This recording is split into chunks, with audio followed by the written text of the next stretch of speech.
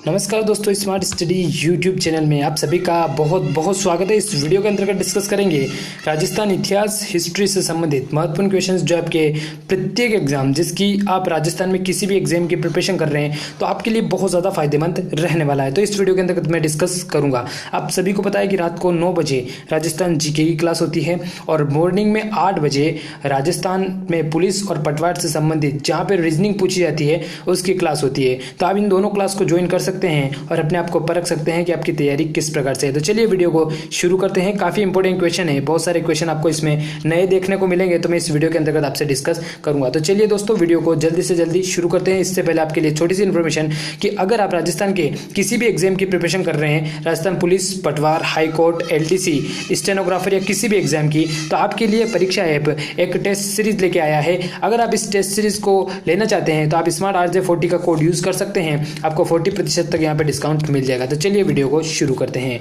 सबसे पहला क्वेश्चन है कि विश्व का सबसे प्राचीन राजवंश कौन सा है। आपसे क्वेश्चन पूछा गया है कि विश्व का सबसे प्राचीन राजवंश जो माना गया है वो कौन सा माना गया है। आप सभी को पता है कि मेवाड़ का जो गुहिल राजवंश है वो सबसे प्राचीन राजवंश माना गया है।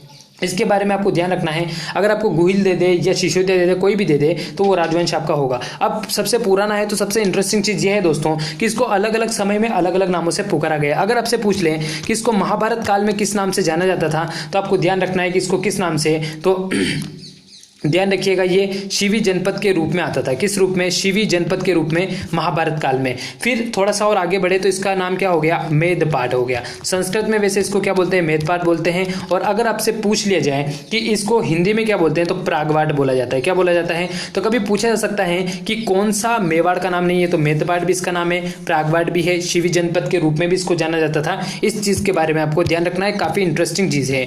अगर आपसे पूछ लिया जाए कि मेवाड़ का शाब्दिक अर्थ क्या है, फर्स्ट ग्रेड के पेपर में प्रश्न पूछा जा चुका है, तो मेवाड़ का शाब्दिक अर्थ क्या है दोस्तों? मे, और दूसरा क्या है? वाड़।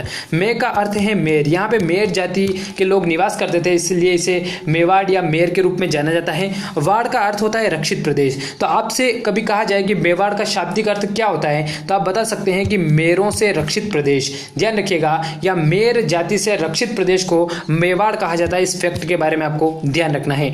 अगला क्वेश्चन है कि मेवाड़ के शासक वल्लभ नगर साम्राज्य के शासक शीलादित्य के वंशज है, ये शब्द किसने कहे थे?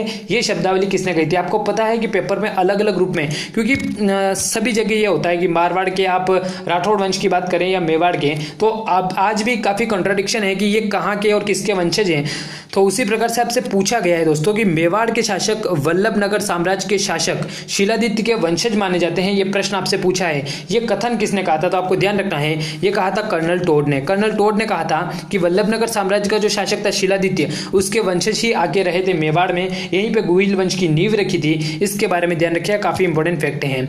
अगला है कि मेवाड़ के गुहिल वंश का आदि पुरुष संस्थापक किसे माना जाता है? मेवाड़ वंश के गुहिल वंश का जो आदि पुरुष है, संस्थापक है, वो किसको माना जाता है? आपको ध्यान रखना है। या गुहिल वंश का संस्थापक पूछ लें या कोई पूछ लें तो आपको ध्यान रखना है किसको माना जाता है? गुहादित्य को माना जाता है। काफी इंपॉर्टेंट फैक्ट है, इसको ध्यान रखिएगा। गुहादित्य जो है, इनकी माता का नाम तो था कौन? पुष्पावती था। पिता का नाम अगर आपसे पूछ ले तो शीलादित्य थे। शीलादित्य इनके पिता और पुष्पावती इनकी माता थी, ये ध्यान रखिएगा। और 566 ईस्वी में, 566 ईस्वी में इन्होंने क्या किया था? मेवाड़ में गुहिल वंश की नींव रखी थी दोस्तों। काफी इंपॉर्टेंट फैक्ट है, ध्यान रखिएगा।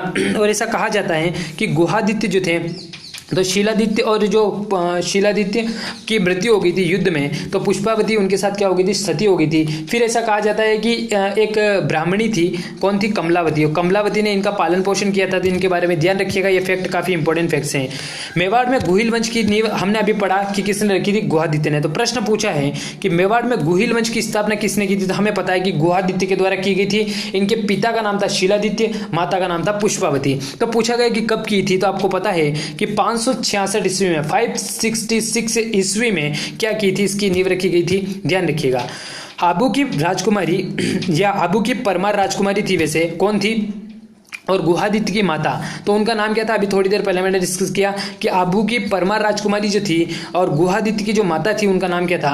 पुष्पावती था, ध्यान रखिएगा। और कमलावती ने इनका क्या किया था? पालन पोषण किया था, क्योंकि शीलादित्य की मृत्यु हो गई थी, इस कारण से पुष्पावती उनके साथ सती हो गई थी दोस्तों। इस कारण से काफी इंपॉर्टेंट फैक्ट्स बनता है, इसके बारे में भी आपको ध्यान रखना है, क्वेश्चन पूछा जा सकता है।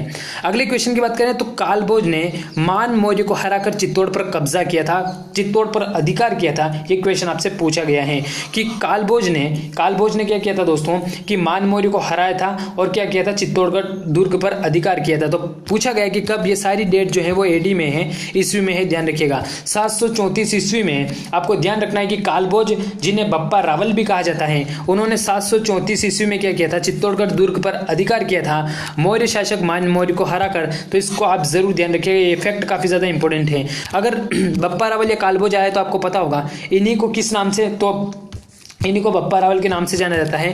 बप्पा रावल जो उपाधि है वो किसने दी थी इनको? तो हारित ऋषि ने दी थी। ऐसा कहा जाता है कि ये कालभोज जो थे वो हारित ऋषि की गायें चराते थे और इन हारित ऋषि के आशीर्वाद से ही 734 ईस्वी में मान मौर्य को हराकर इन्होंने किस पे अधिकार किया था? चित्तौड़गढ़ दुर्ग पर अधिकार किया था। एक और इंपॉर्टेंट फैक्ट इनके बारे में ध्यान रखिएगा, कालभोज के बारे में, इन्होंने सबसे पहले मेवाड़ में क्या किया था? सोने के सिक्के चलाए थे दोस्तों, काफी इंपॉर्टेंट है। इन्होंने ही नागदा को अपनी राजधानी बनाया था, मतलब ये बोल सकते हैं कि मेवाड़ की प्रथम राजधानी अगर आपसे पूछे तो वो इनके द्वारा ही बनाई गई थी, इंपॉर्टेंट फैक्ट है। और एकलिंगनाथ मंदिर और सास बहू के मंदिर का निर्माण इन्होंने उदयपुर में करवाया था, इनको भी आपको ध्यान रखना है।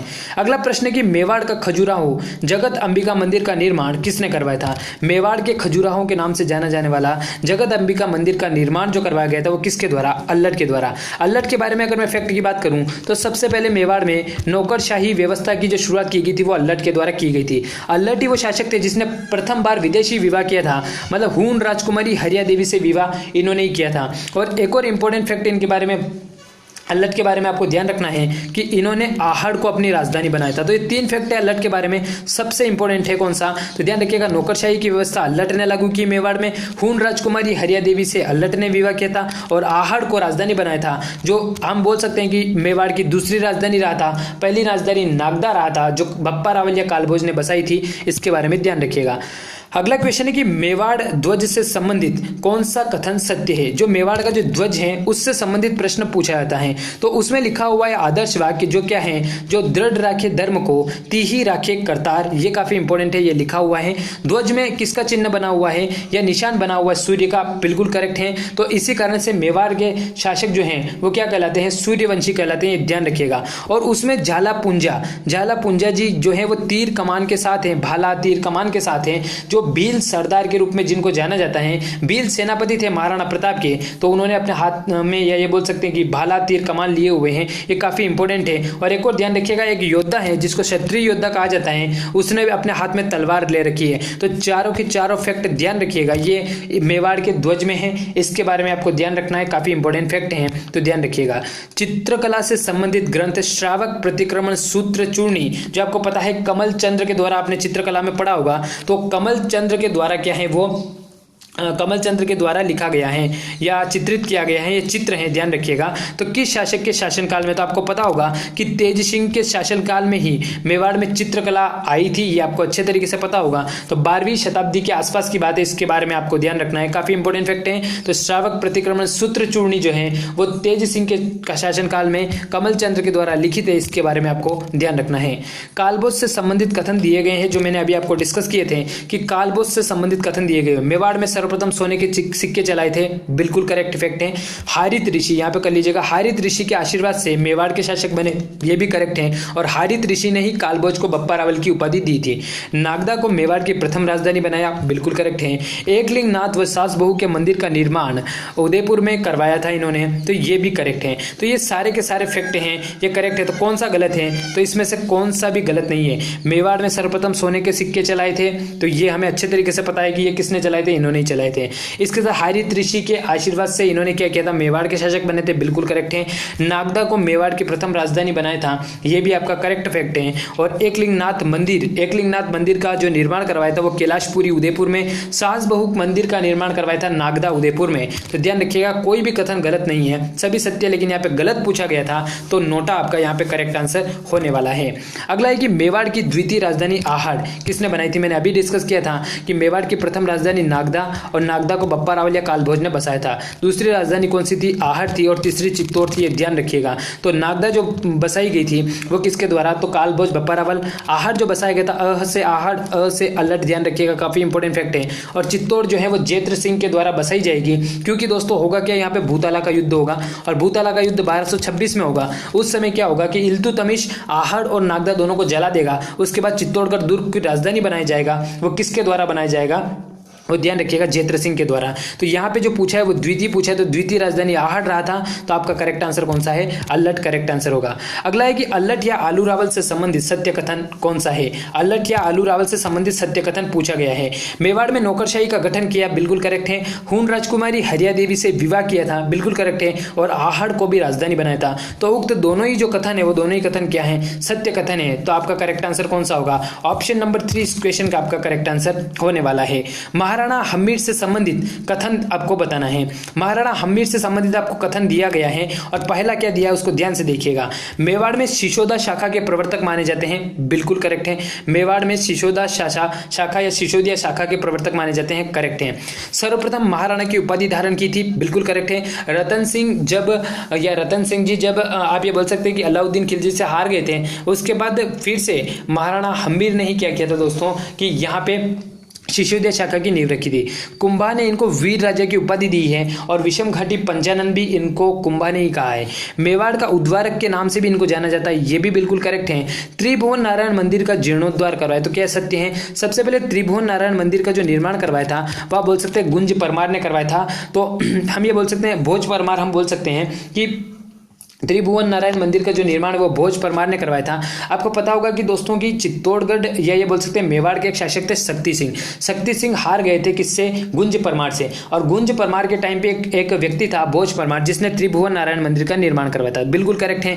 और इसी त्रिभुवन नारायण मंदिर का जो जीर्णोद्धार करवाया गया था वो महाराणा मोकल के द्वारा करवाया गया था, जिसे समिद्धेश्वर मंदिर या मोकल मंदिर के रूप में भी जाना जाता है। तो फिफ्थ ऑप्शन इनसे संबंधित नहीं है, हमीर से संबंधित। तो आपको बताना है कि कौन सा गलत है। तो fifth option, only fifth option जो है वो गलत है, वो हमीर से संबंधित नहीं होकर किससे संबंधित है, मोकल से संबंधित है। इसके बारे में आपको ध्यान रखना है। अगला फैक्ट है कि राघव चेतन किसके दरबार में था। आपको पता होगा कि राघव चेतन जो था वो रतन सिंह जी के दरबार में था, और रतन सिंह जी ने इनको क्या किया था, अपने दरबार से निकाल दिया था। तो ये अलाउद्दीन खिलजी के पास चला गया था और उनको भड़काया। तो इस कारण से अलाउद्दीन खिलजी ने, हम बोल सकते हैं कि 1303 के आसपास किया गया था, चित्तौड़गढ़ दुर्ग पे आक्रमण किया था। और प्रथम शाखा होता है चित्तौड़गढ़ दुर्ग का, जो 26 अगस्त को होगा, इसके बारे में ध्यान रखिएगा। तो रतन सिंह जी के दरबार में था राघव चेतन। अगला क्वेश्चन है कि धनेश्वर व जोटिंग भट्ट किसके दरबारी कवि थे। धनेश्वर और जोटिंग भट्ट के बारे में अगर बात करें तो आपको पता होना चाहिए कि लाखा, और लाखा की जो पत्नी थी वो कौन थी, तो हंसाबाई थी, रणमल की बहन हम बोल सकते हैं। तो धनेश्वर जोटिंग भट्ट किसके दरबार में थे, तो लाखा जी के दरबार में थे, जिनके टाइम पे जावर माइंस मिली थी, आपको अच्छे तरीके से पता होगा। जिनके टाइम पे पिछोला झील का निर्माण हुआ था, इस फैक्ट को भी आप ध्यान रखिएगा, काफी इंपॉर्टेंट फैक्ट है लाखा से संबंधित, महाराणा लाखा से संबंधित। तो इनके बारे में आपको ध्यान रखना है। पिछोला झील का निर्माण हुआ था, ये सारे फैक्ट इनके बारे में तो आपको ध्यान रखिएगा। तो आपका करेक्ट आंसर कौन सा है, महाराणा लाखा आपका करेक्ट आंसर होगा। अगला है कि चित्तौड़गढ़ दुर्ग के प्रथम शाखे से संबंधित आपको कुछ फैक्ट दिए गए हैं, उसमें से सत्य कथन कौन सा है आपको बताना है। 26 अगस्त 1303 को अलाउद्दीन खिलजी ने दुर्ग को जीत लिया था, बिल्कुल करेक्ट फैक्ट है कि 26 अगस्त 1303 को अलाउद्दीन खिलजी ने इसको जीत लिया था। केसरिया रतन सिंह जी के द्वारा किया गया था, और जौहर पद्मिनी के द्वारा किया गया था, तो ये भी करेक्ट है। और इसके साथ ही गोरा और बादल, जो हम बोल सकते हैं कि बादल जो थे वो पद्मिनी के चाचा और भतीजे थे कौन, तो गोरा। तो इनके बारे में भी आपको ध्यान रखना है, उन्होंने भी केसरिया किया था। और दुर्ग का नाम बदल के अपने पुत्र अलाउद्दीन खिलजी ने क्या किया था, अपने पुत्र खिज्र खां के नाम पे इसका नाम खिजराबाद रख दिया था, ये भी करेक्ट फैक्ट है। बाद में हुआ क्या दोस्तों, तो ये तीनों के तीनों ही फैक्ट क्या है यहाँ पे करेक्ट है। तो उपरोक्त सभी सत्य कथन है, इसके बारे में ध्यान रखिएगा। तो इसके बारे में थोड़ी डिटेल बता दूं कि अलाउद्दीन खिलजी ने क्या किया था, अपने पुत्र खिज्र खां को ये दुर्ग सौंप कर वो चला गया था कहाँ पे, दिल्ली की ओर, ठीक है। तो खिज्र खां ने फिर क्या किया था कि सिरोही के एक शासक थे। सिरोही के एक शासक थे दोस्तों, कौन से? जालौर के एक शासक थे, ध्यान रखिएगा।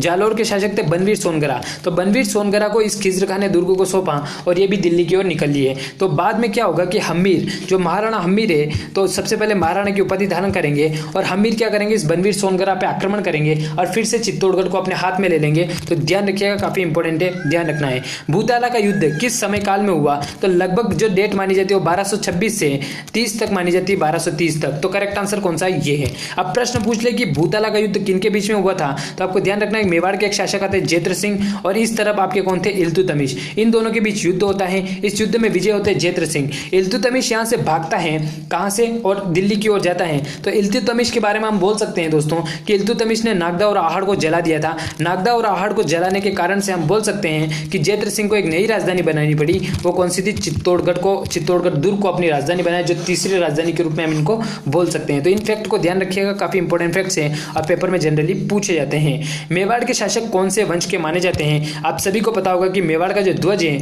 उस ध्वज में सूर्य का निशान बना हुआ है। तो हम बोल सकते हैं कि इनको सूर्यवंशी की संज्ञा दी गई है। इसको भी आप जरूर ध्यान रखिएगा।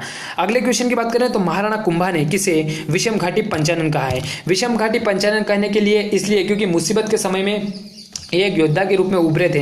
रतन सिंह ने क्या किया था? अपने पुत्र को खिज्र खां को दुर्ग सौंप दिया था 1303 में, ये आपको पता होगा। उसके बाद इस खिज्र खां ने बनवीर सोनगरा को दुर्ग सौंप दिया था। तो हुआ क्या था कि मेवाड़ के हाथ से पूरा का पूरा अपना शासन चला गया था। तो आपको पता है कि शिशोदा गांव में एक शाखा गई थी, उसी के एक व्यक्ति थे, कौन? हम्मीर। तो हम्मीर ने क्या किया था कि इनके ऊपर आक्रमण किया, बनवीर सोनगरा के ऊपर। फिर से इस चित्तौड़गढ़ की जो शान है वो फिर से लौटाई। इस कारण से विषम घाटी पंचानन और वीर राजा की उपाधि दी गई थी। किसके द्वारा? कुंभाजी के द्वारा। किसको? महाराणा हम्मीर को। तो हम बोल सकते हैं कि महाराणा हम्मीर आपका यहाँ पे करेक्ट आंसर होने वाला है। बहुत सारी उपाधियां इनको दी गई है। मेवाड़ का उद्वारक तक इनको कहा गया है। महाराणा की उपाधि इन्होंने धारण की थी। शिशोदा शाखा के प्रवर्तक या शिशोदिया शाखा के प्रवर्तक इन्हीं हम्मीर को माना जाता है। ध्यान रखिएगा, काफी इंपॉर्टेंट है। अगला क्वेश्चन है कि मेवाड़ के गुहिल शासक ईरान शासक नौशेखा आदिल की संतान है। आपको पता है कि ये मुस्लिम है, तो ये मुस्लिम व्यक्ति की ही बात करेंगे। तो करेक्ट आंसर कौन सा है? अबुल फजल। अबुल फजल ने कहा है। जबकि वल्लभ नगर के शिलादित्य की संतान पूछे तो कौन है? आपके कर्नल जेम्स टोड ने कहा है। तो यहाँ पे आपका करेक्ट कौन सा है? अबुल फजल इस क्वेश्चन का आपका करेक्ट आंसर होने वाला है। अगला है कि महाराणा हम्मीर ने किसे हराकर चित्तौड़गढ़ दुर्ग पर अधिकार किया था? तो आपको पता है जीता तो अलाउद्दीन खिलजी ने था, अपने पुत्र को सौंप दिया खिज्र खां। खिज्र खां ने सौंप दिया बनवीर सोनगरा को, जो कि जालौर के शासक माने जाते थे। तो किसको हराया था? तो इनडायरेक्टली रूप से बोला जाए तो बनवीर सोनगरा को हराया था। इस बारे में भी आप ध्यान रखिएगा। अगला क्वेश्चन है कि सर्वप्रथम रावल की उपाधि किसने धारण की थी? रावल की उपाधि अगर आपसे पूछे तो एक शासक आते हैं, कौन? शेम सिंह। तो रावल शेम सिंह थे, जिन्होंने क्या, तो हम ये बोल सकते हैं कि दोस्तों ये शेम सिंह जो थे, इन शेम सिंह ने ही सबसे पहले रावल की उपाधि धारण की। और इन्हीं के टाइम पे हम ये बोल सकते हैं कि एक शाखा जो गुहिल वंश की एक शाखा थी वो शिशोदा गांव चली गई थी। तो दो फैक्ट इनके बारे में सबसे इंपॉर्टेंट पूछे जाते हैं कि रावल की उपाधि किसने धारण की थी? तो शेम सिंह ने धारण की थी। और दूसरा फैक्ट जो है कि किसके टाइम पे एक शाखा जो है वो शिशोदा गांव गई थी गुहिल की, तो शेम सिंह के टाइम पे गई थी। ध्यान रखिएगा। अगला क्वेश्चन है कि भूताला का युद्ध किस शासक के काल में हुआ था? तो हमने अभी पढ़ा था जेत्र सिंह और किसके? इल्तुतमिश के बीच में हुआ था। तो जेत्र सिंह और इल्तुतमिश के बीच में युद्ध हुआ था। ये युद्ध जीता था जेत्र सिंह ने। तो करेक्ट आंसर कौन सा है? जेत्र सिंह आपका इस क्वेश्चन का करेक्ट आंसर है। और इनके बारे में कहा जाता है, एक विद्वान आते हैं दशरथ शर्मा जी। दशरथ शर्मा जी के बारे में हमने पढ़ा था आहड़ सभ्यता में। आहड़ सभ्यता में हमने पढ़ा था कि यहाँ पे चावल की खेती की जाती है। बात किसने कही थी? तो दशरथ शर्मा जी ने कही थी। ये हमने पढ़ा था दोस्तों कल वाले वीडियो में। तो यहाँ पे जो है कि भूताला का युद्ध किसके काल में हुआ था? तो जेत्र सिंह के टाइम पे हुआ था और ये युद्ध जीता था जेत्र सिंह ने। इस कारण से दशरथ शर्मा कहते हैं कि चित्तौड़गढ़ दुर्ग के प्रथम विजेता कौन है? तो ये जेत्र सिंह को माना जाता है। ध्यान रखिएगा, काफी इंपॉर्टेंट है। किस शासक के काल में गोहिल वंश की एक शाखा शिशोदा गांव गई थी? तो कौन सा वो शासक था जिसके टाइम पे एक शाखा जो है वो शिशोदा गांव चली गई थी? एक क्वेश्चन आपसे पूछा गया, काफी इंपॉर्टेंट क्वेश्चन है, इसके बारे में आपको बताना है। तो आपका यहाँ पे करेक्ट आंसर कौन सा होगा? मैंने अभी बताया था, रावल की उपाधि धारण की और एक शिशोदा शाखा जो है वो चली गई कहाँ पे? शिशोदा गांव में। तो गुहिल वंश की। तो ये कौन शासक थे? शेम सिंह थे। ध्यान रखिएगा। अगले क्वेश्चन की बात करें तो नेक्स्ट क्वेश्चन आपसे पूछा गया है, किस शासक ने वागड़ राज्य की स्थापना की? दोस्तों आपको पता होना चाहिए आपने एक शासक का नाम सुना होगा सामंत सिंह का। सामंत सिंह जी जो थे, तो सामंत सिंह के ऊपर आक्रमण होता है कीर्तिपाल चौहान का। कीर्तिपाल चौहान क्या करते हैं, सामंत सिंह को हरा देते हैं। सामंत सिंह वहां से जाते हैं कहां पे, और एक राज्य की स्थापना करते हैं। वो राज्य कौन सा है, वागड़ राज्य। तो हम बोल सकते हैं कि सामंत सिंह जो थे वो कीर्तिपाल चौहान ने मेवाड़ पर अधिकार कर लिया, तो सामंत सिंह जाते हैं और वागड़ राज्य की स्थापना करते हैं। वागड़ राज्य वही है जो बाद में डूंगरपुर और बांसवाड़ा में 2 भागों में विभाजित हो जाएगा दोस्तों। तो ध्यान रखिएगा, सामंत सिंह जी के द्वारा वागड़ राज्य की स्थापना की गई, ये फैक्ट है। तो इस वीडियो के अंतर्गत मैंने डिटेल से 25 क्वेश्चंस को आपके समक्ष प्रस्तुत किया। उम्मीद करता हूं आपको ये वीडियो पसंद आया होगा। और भी मेवाड़ के पार्ट्स आने वाले हैं। मेवाड़ से संबंधित लगभग 100 क्वेश्चन आपको देखने को मिलेंगे, जिसके माध्यम से क्या होगा, आपका पूरा मेवाड़ जो है वो क्वेश्चन के माध्यम से कवर हो जाएगा। अगर ये वीडियो आपको अच्छा लगा हो तो इस वीडियो को लाइक कीजिएगा, अपने दोस्तों के साथ शेयर करना बिल्कुल भी मत भूलिएगा। वीडियो देखने के लिए सभी दोस्तों का बहुत बहुत धन्यवाद। Thank you, thanks for watching. जय हिंद, जय भारत।